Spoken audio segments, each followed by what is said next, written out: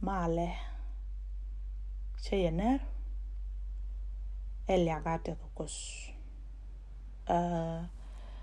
en nyumoru ni nyadol gadet tew lara costa lodge ko serial ko bajoda bala kamnyal anda mishirana luang ka shara kana ngwana je la da yi kwas en gwarara en goro bu kon ngich awale bangi kala sanin ngwanden ka Tuesday anono janan goro ban nywakel bariyat pala bala bu kon kula wa relesan kadan elia kana point gaji ko noka ko skoja loy ko dan chade chat ka do elia ga gaji ko adin ka goidial tin tilet ka ko kana post dia ka tigan ci kam ko wadin ti tikeriet ko talara luang medera laneke da charike ko kon jeng ne ka tok ci dor ko yar dunu jin chro du yaaj bilet kreda wadin ka bu ko ngeje jin jang ne riere ti ko barar ka tok alar jin ka ro ni jin wadin ko jin mi ci roj la joji joni re wani ko ti ko ba ko ta shop loaj eliak ta ji ko churi ci kwar mi di no eliak ta ka kus ajanan chalar konanin awo bangi ka lesta na ngwandien ko la Tuesday no wa mani mutu kone ka shang ka dio ko kuntok nuari and then ko kuntok lini Tuesday terien magwa mi shalar dera na rom au nuk mi ngap lo yeshu anung menindi anugomo nuk mi ngap lo yeshu ala nuk mi ngap lo duora ke je ala lo du mi ngabe ka duor enono awo shi goro nene edere ka modera rodalat karama do den enono no kereso anung mi gaina ke nung telmen ka tok eriet me bej mi char kone anug no kosakon no mi ngap lo diten goro ba konan ka bible enono bu kon min ci Yesu alat gwa de te wi mo bana jenen eno kresu eno mininde bana je ka mazu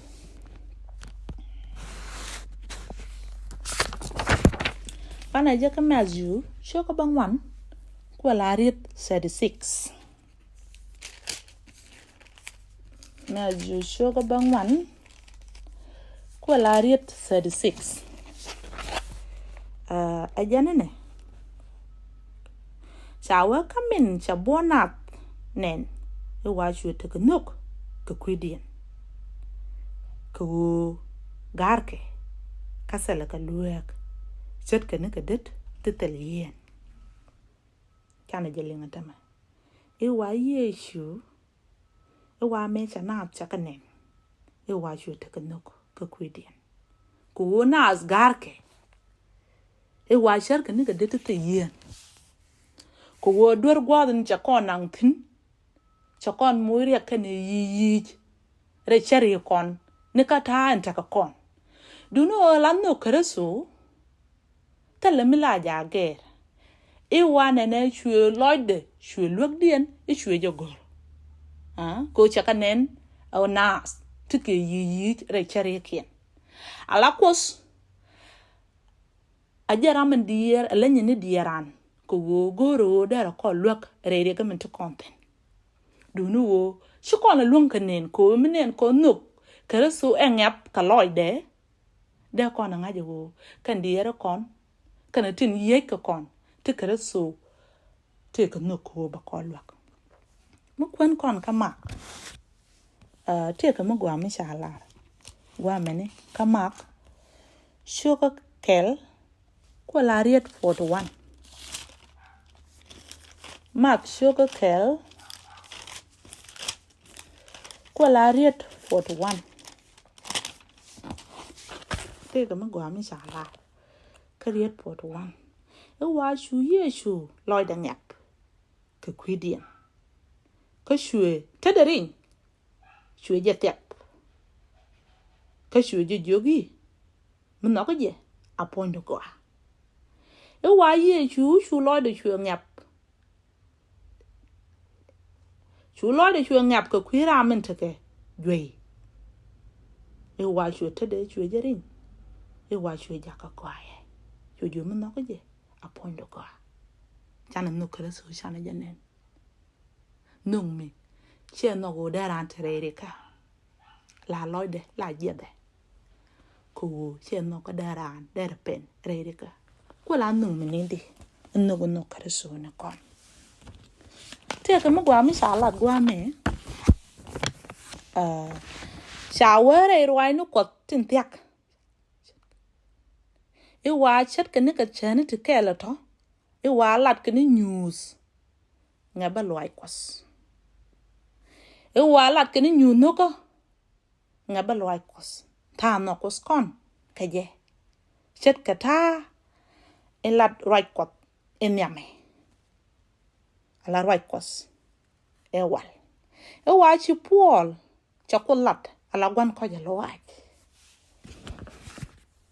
cái qua chỉ lạt bỏ giờ ra mình boom nas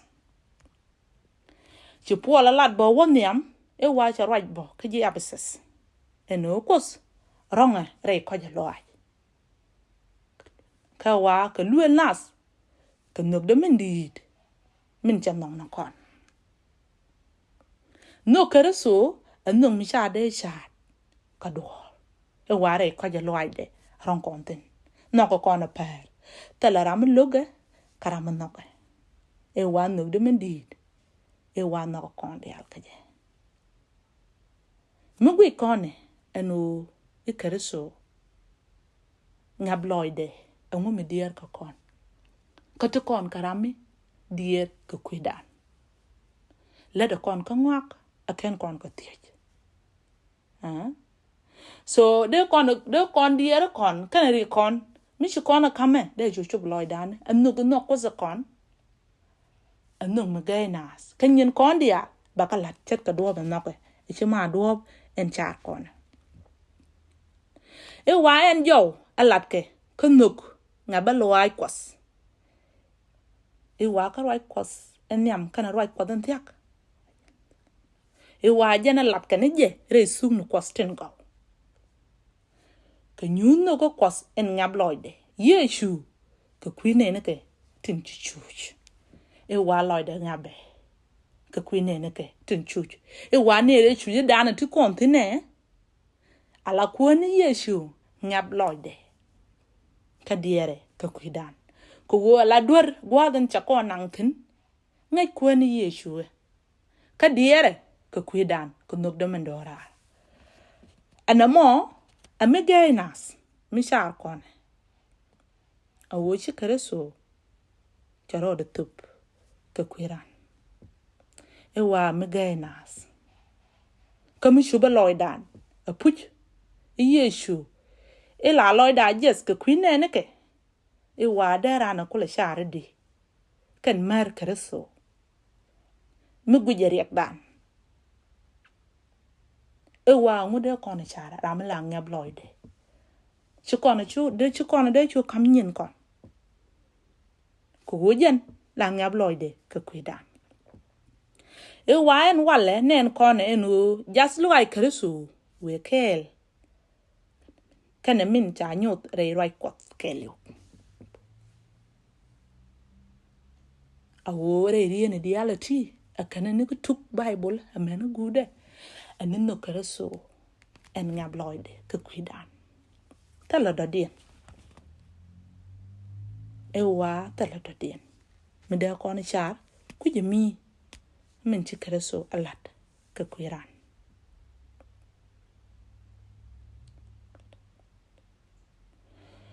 mi shuba loidan ewo kreso ajaramin dier ka ngab loide ka kuite ga min to content da content ka das loai ka da con nga jo ne re ngwane reality tu kon karama dier ko nuk de nuk mangab loy de ka tok chana nuk kare so nen ago luang de kene dide cha de par ka do cha ku lo gwa me wo changa nien dit e wa la ja one o dera gat ke e wa dera ka kompin ka goke ka nuk de ka gat ke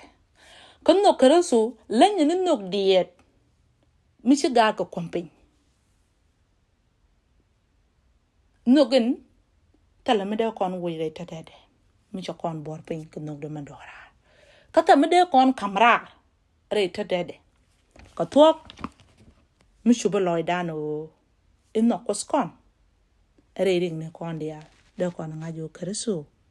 ajaramen bu ko lwak re ngwane dial ko ajaramen no kon ko nugun tok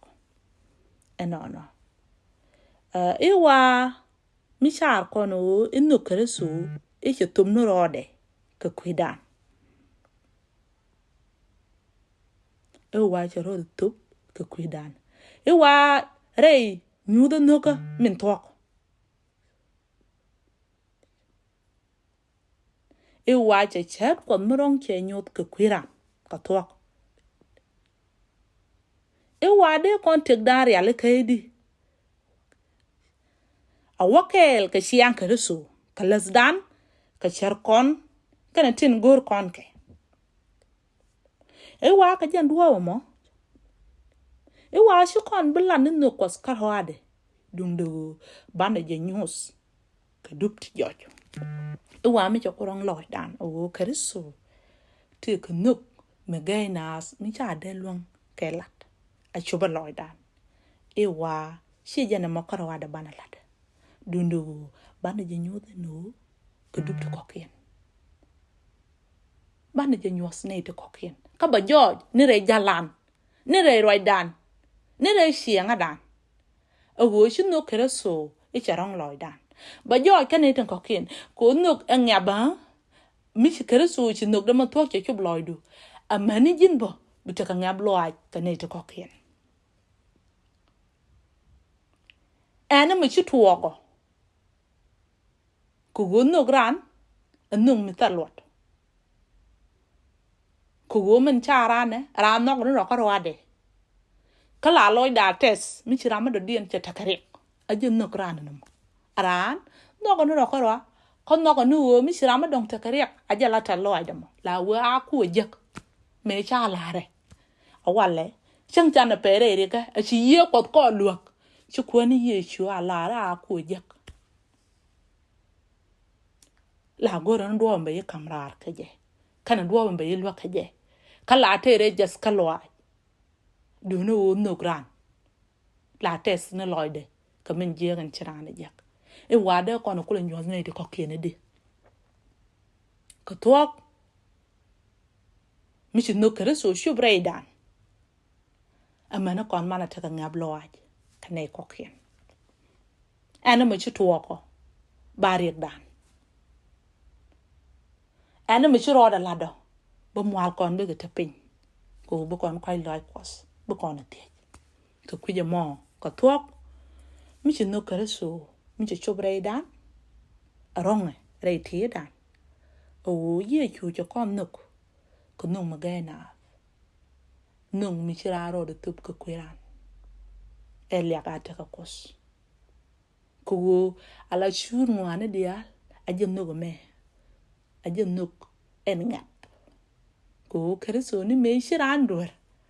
rei kaka chwete ka ngab loai ewa ni re kaka jene wa adam woje goro kan adam kan kut joge ni chadwalat ko spoinde ajene me wa adam goro ko go loy de la ngabe ke kwiran chlo de tes ko daran chang rei rika chukun me gay na lat ke kwidan ke kujamo anu kreso an tok en chananen o la te ko nuk ka luok de kanas god dia te jele en gwa che utin e wa loy de la ngabe ko go loy do baka luak ko nok de anong mi cha de cha ko wana dial anong magainas amana wale nuge noge nei te kel ke me jaga juas ken ka go amana wale ajen nugo no kare so kona nyab loy de keri kon ka goro kama kora rering mte konten re dura minchi dur kon nang ten